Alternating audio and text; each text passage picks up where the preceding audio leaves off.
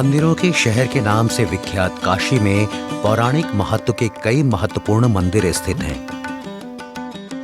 एक ज्योतिर्लिंग सहित कई स्वयंभू शिवलिंग तो हैं ही, कुछ ऐसे शिवलिंग हैं जिनका लोक जीवन में खासा महत्व है।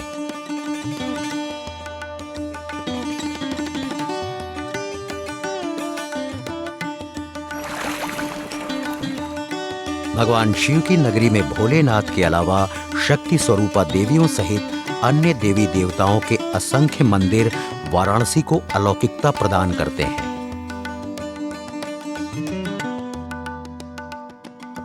गंगा किनारे के घाट और असंख्य मंदिर वाराणसी के आध्यात्मिक माहौल में वृद्धि करते हैं।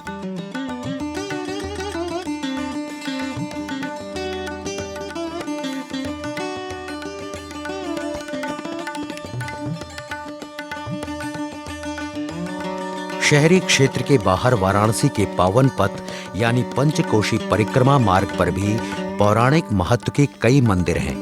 इन सभी मंदिरों और देव विग्रहों के प्रति स्थानीय निवासियों सहित दूर दराज के श्रद्धालुओं में असीम आस्था है।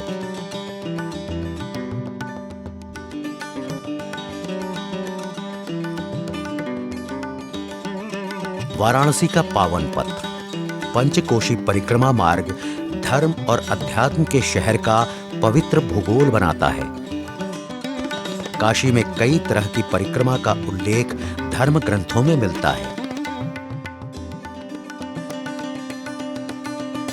माना जाता है कि भगवान राम ने भी काशी आकर पंचकोशी परिक्रमा की थी। वाराणसी के पंचकोशी परिक्रमा पथ को दुनिया का सबसे पुराना तीर्थ मार्ग माना जाता है।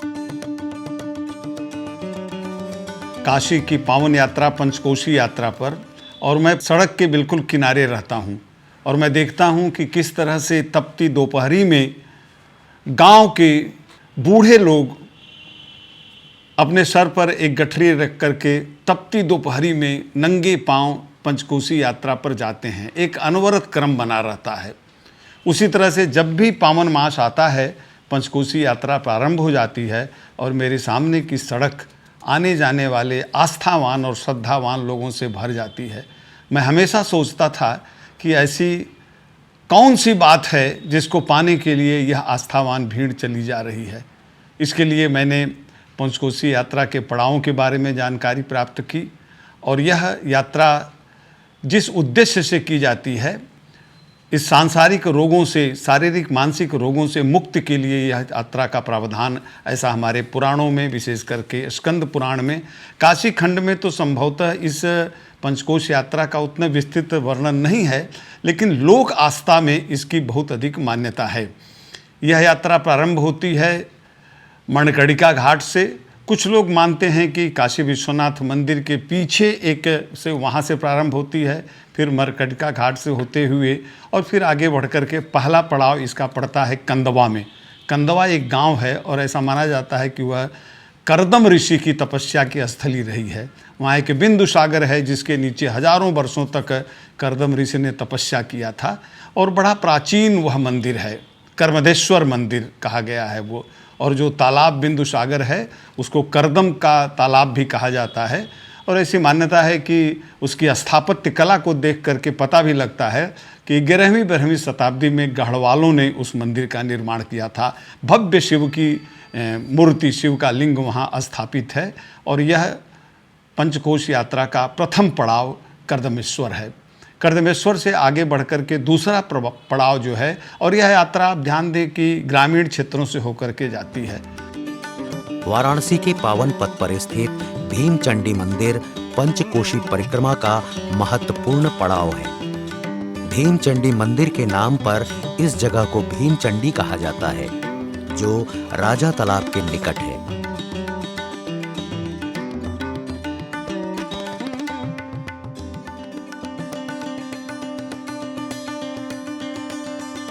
पंचकोशी मार्ग का द्वितीय पड़ाव स्थल है। यहाँ पर जो कुछ भी अपना पूजा पाठ जो करते हैं मनोवांछित फल देती हैं। जो मानते हैं वही उनका फल मिलता है।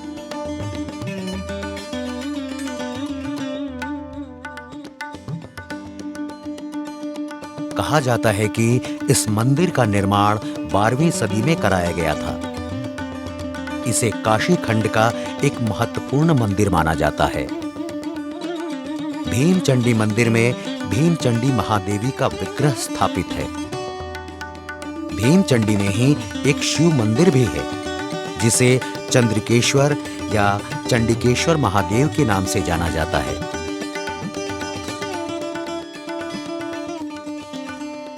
काशी पंचक्रोशी यात्रा काशी खंड श्री राम भगवान की पंचकोशी यात्रा बनाई गई है। उन्होंने पद यात्रा किया है। इस मार्ग पे दूसरा पड़ाव भीमचंडी, गंधर्व सागर, गंधेश्वर महादेव, चंद्रकेश्वर, पांचों पांडवा शिवलिंग। दूसरा पड़ाव भीमचंडी, आगे बगल में दर्शन। गंधर्व सागर कुंड हमारे माता जी का है, जिन्होंने राक्षस को वध कर कर यहाँ पे विराजमान हैं और लोग आते हैं। कर्दमेश्वर, भीमचंडी, रामेश्वर, शिवपुर, कपिलधारा, चारों धाम शिव भोलेनाथ जी हैं। और दूसरा पड़ा भीमचंडी आदि शक्ति माता चंडी काली माता है। काली काली महाकाली, महाकाली के परमेश्वरी, सर्वनंदनी करी देवी नारायणी नमस्ते। स्कंद पुराण के काशी खंड में भीमचंडी माता और चंद्रकेश्वर महादेव का उल्लेख मिलता है। भीमचंडी महादेवी मंदिर पावन पथ के किनारे दाईं ओर बना है। हालांकि ये मंदिर अन्य मंदिरों की तुलना में काफी छोटा है।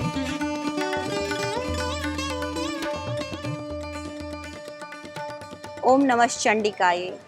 काशी क्षेत्र के पंचकोशी यात्रा के मध्य माता भीमचंडी का यह शक्तिपीठ स्वरूप ये मंदिर प्रतिष्ठित है। कहा जाता है कि असुरों के दैत्यों का संहार करने के लिए अम्बा ने यह अपना रौद्र रूप धारण किया था। यहाँ पे एक निकट ही स्थान पे एक प्रसिद्ध मंदिर है, जहाँ पे माता ने राक्षस का संहार किया था और यहाँ पे आके किंचित क्षण मात्र विश्राम किया था। माना जाता है कि भगवती का यह सौम्य रूप भक्तों के लिए बड़ा ही प्रसाद प्रदान करने वाला है। भगवती जो भी भक्त इनके यहाँ श्रद्धा पूर्वक नमन करता है, स्तवन करता है, जिनके गोद खाली है, जिनकी नौकरी नहीं लगी है, धन व्यापार यश कीर्ति भगवती के यहाँ पे आके याचना करता है इस उपलक्ष्य में कि भगवती मुझे ये प्रदान करिए, भगवती निश्चित ही उसे यह प्रदान करती हैं।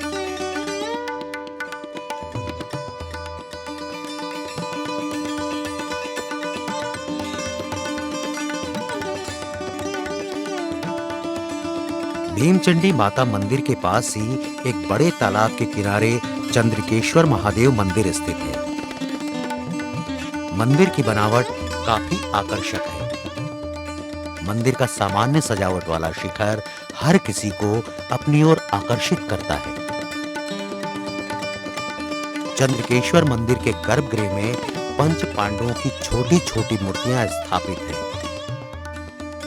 इससे लोक जीवन में प्रचलित इस अवधारणा को बल मिलता है कि भगवान राम के बाद पांचों पांडवों ने भी वाराणसी के पावन पथ की यात्रा की थी। कर्मदेश्वर से दूसरा पड़ाव जो होता है वो भीमचंडी पड़ाव है। और भीमचंडी पड़ाव संभवतः एक पड़ाव से दूसरे पड़ाव के बीच की दूरी 3 कोस 5 कोस है, लेकिन कर्मदेश्वर से भीमचंडी की दूरी कुल 7 कोस है, मतलब 22 किलोमीटर है। मैं इस बीच में आपको ये बता दूं कि पूरी पंचकोश यात्रा 25 कोस की है। कुछ लोगों का कहना है कि नहीं 5 कोस है, लेकिन जितना मैंने देखा जाना कि कुल यात्रा 80 किलोमीटर 3.2 किलोमीटर एक कोस में होता है। तो इस तरह से 25 कोस में 80 किलोमीटर की पूरी यात्रा आती है। दूसरा पड़ाव भीमचंडी पड़ाव है। भीमचंडी राजा तालाब का एक गांव है और वहाँ जो मंदिर है शिव का वह चंडकेश्वर मंदिर उसको कहा जाता है और वह भी एक कुंड के किनारे वह भी स्थापित है। यह प्राचीन मान्यताएं थी। यात्रा में लोग जाते थे, वहाँ बड़े बड़े पेड़ होते थे, छायादार पेड़ होते थे, सरोवर होता था जहाँ लोग विश्राम करते थे। और इस मंदिर की जो स्थापत्य कला है भीमचंडी चंडकेश्वर मंदिर की, यह भी करीब करीब मुझे ऐसा लगता है, इतिहासविदों के अनुसार ऐसा माना जाता है कि कर्दमेश्वर जो मंदिर है उसी की स्थापत्य कला है।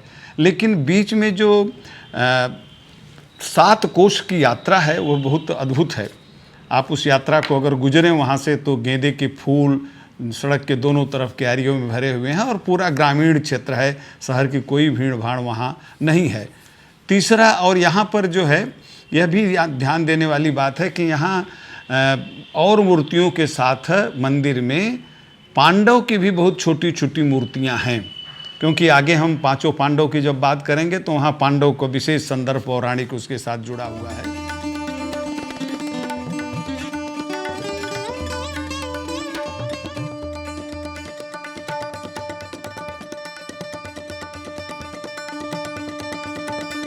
भीमचंडी के नाम से मशहूर इस मंदिर की पीठासीन देवी शक्ति स्वरूपा भीमचंडी माता है। लेकिन मंदिर परिसर के अंदर भीमचंडी विनायक, रवि रक्तक्षक गंधर्व मंदिर, हनुमान मंदिर और नरक निवार महादेव मंदिर भी मौजूद हैं। इन सभी देव विग्रहों की श्रद्धालुओं द्वारा पूजा अर्चना की जाती है। भीमचंडी विनायक के बारे में प्रचलित है कि उनकी पूजा अर्चना करने से भक्त और श्रद्धालु सभी तरह के भय से मुक्त हो जाते हैं।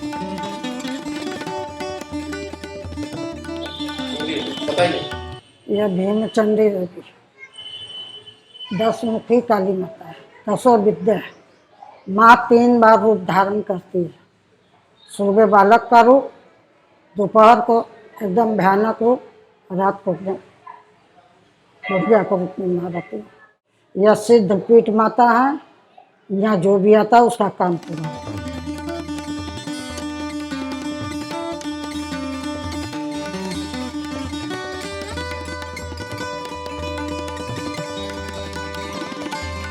भीमचंडी में यात्रियों की सुविधाओं के लिए राजाओं और रईसों द्वारा कई धर्मशालाओं का निर्माण कराया गया। पिछले कुछ वर्षों में बुनियादी सुविधाओं का विकास किया गया है। भीमचंडी मंदिर के आसपास पंचकोशी परिक्रमा पथ के दोनों तरफ छोटे बड़े कई मंदिर स्थित हैं। ये मंदिर भीमचंडी तीर्थ के महत्व को प्रमाणित करते हैं।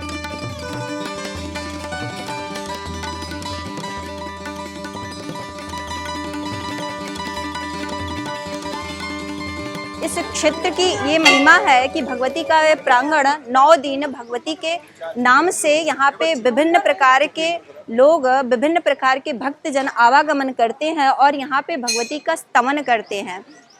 लोग अपनी विविध कलाओं से, भक्ति से देवी को आह्लादित करते हैं, अपने भाव से भगवती को आनंदमय करते हैं।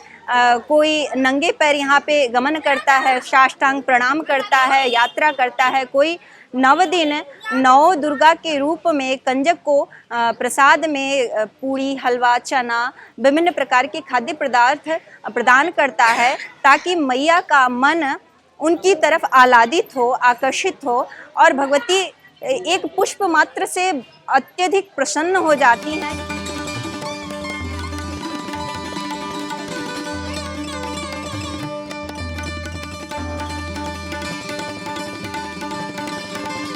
पंचकोशी यात्रा के अलावा प्रमुख पर्वों पर और सामान्य दिनों में भक्त एवं श्रद्धालु भीमचंडी मंदिर में मत्था टेककर अपनी रक्षा की कामना करते हैं।